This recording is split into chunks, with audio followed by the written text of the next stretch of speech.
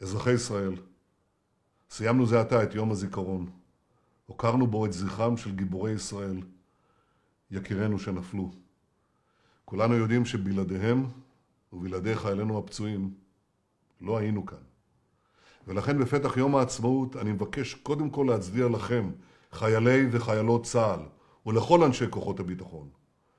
בקיץ האחרון במבצע צוק איתן ראינו את רוח הקרב שלכם, את אחוות הלוחמים שלכם, את אומץ לבכם. אתם הנדבך הראשון בביטחון ישראל ובעצמאות ישראל.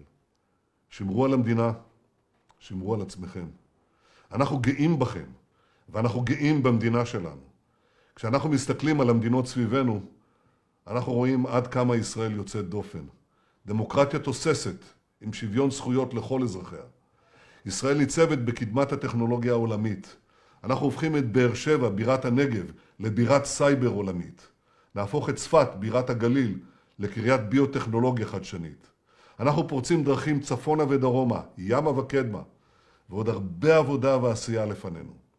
כל זה מתאפשר תודות לכם, אזרחי ישראל. יחד אנחנו מחברים עבר מפואר לעתיד מזהיר. אני מבקש לברך גם את מדליקות ומדליקי המשואות. כולכם פורצי דרך, ואזרחי ישראל מעריכים זאת. ביום עצמאות זה אנחנו מסתכלים על 67 שנות קיום המדינה בגאווה אדירה, ואנחנו מסתכלים קדימה בתקווה ובתפילה. מירושלים בירתנו הנצחית, אנחנו פותחים את חגיגות העצמאות.